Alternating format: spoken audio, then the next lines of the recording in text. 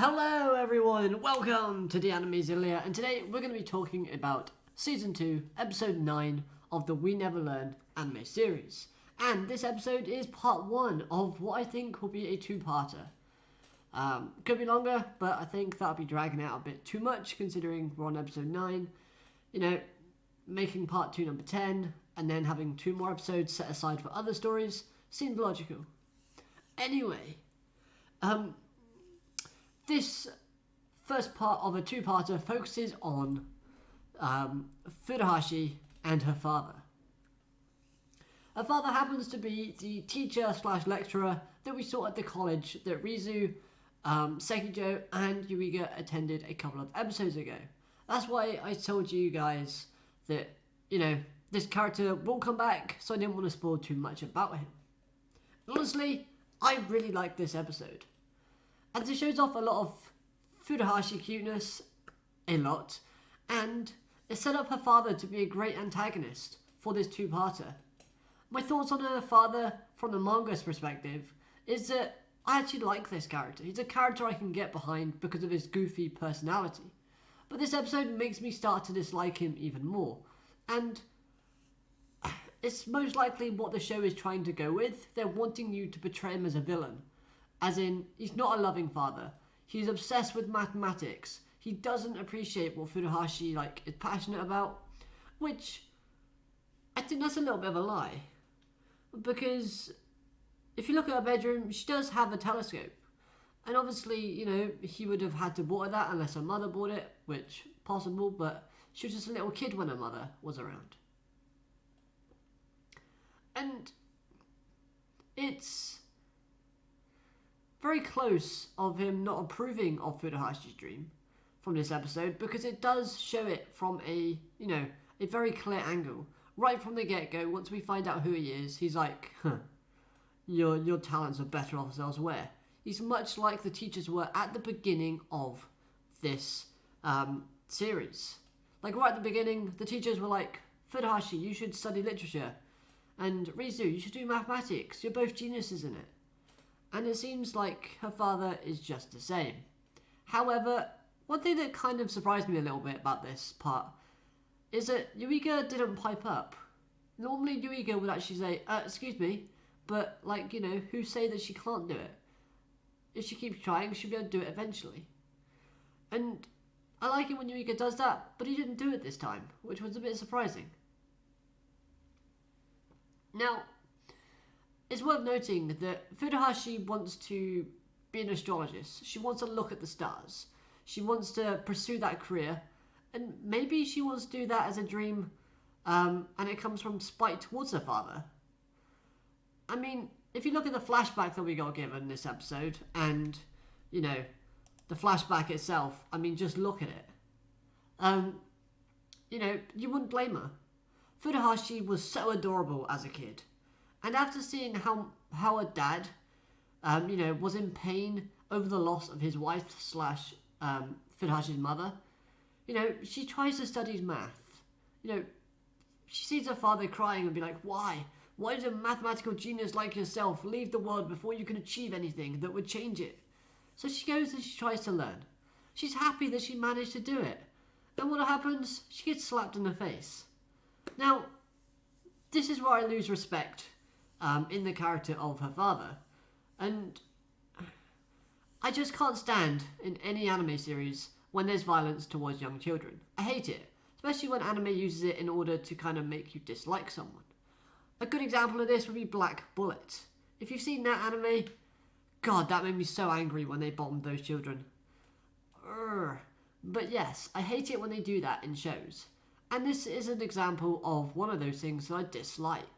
We already dislike this man, especially if you're if you're a Furuhashi fan. If you're behind her and you want her to win, you want her to get Eureka, and you want her to succeed, then you're already annoyed with her father for not being supportive or caring and, passionate towards his daughter's dream. He's a terrible father. He's unsupportive. We don't need to learn that he hit his child as well. This not only discredits her father, but it also just puts a dampener on the whole thing.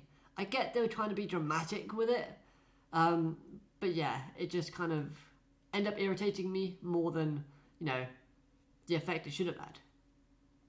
Now, as for his introduction, I thought it was pretty good. I liked it. It was cut straight to the point, and they showed you his personality right from the get-go, and it was very comical. I loved the kind of reaction shots that we get from the group.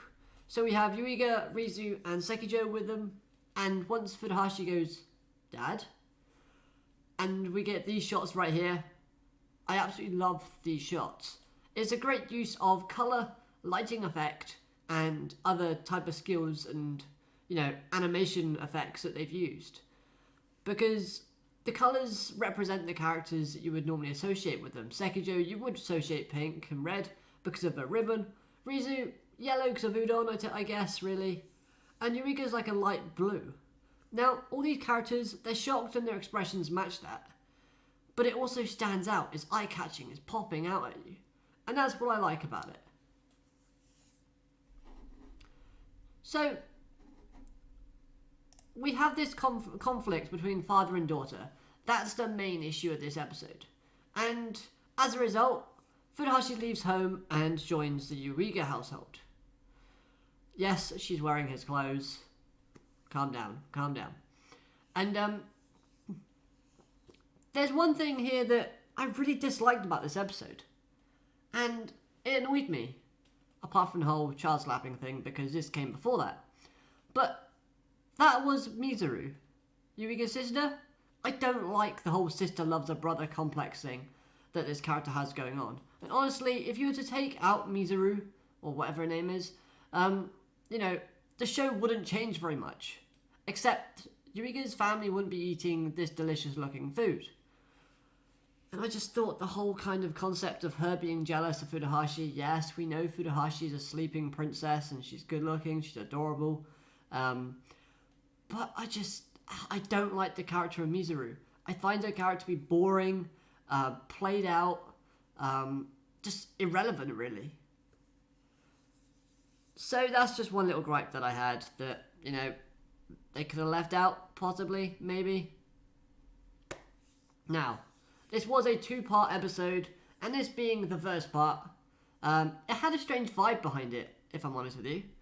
Because we're so used to We Never Learn episodes having like 2 or 3 kind of different stories in one episode.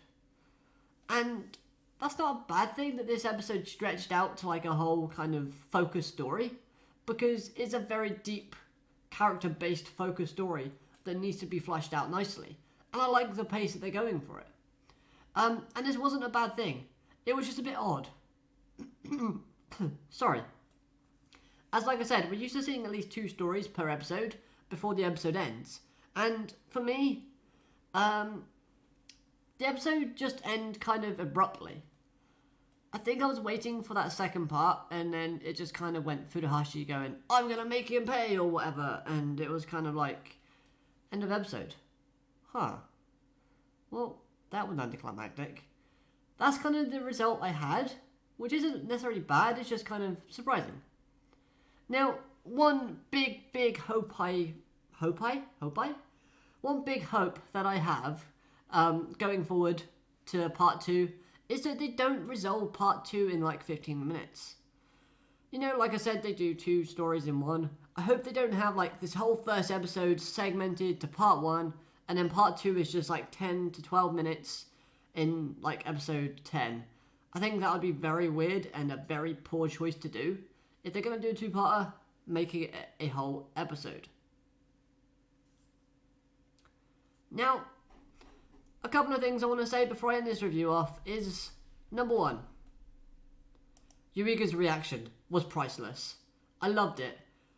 They're going to Furuhashi's house while her father's not there, and they're like, okay, I need some small luggage. Eureka, can you help me?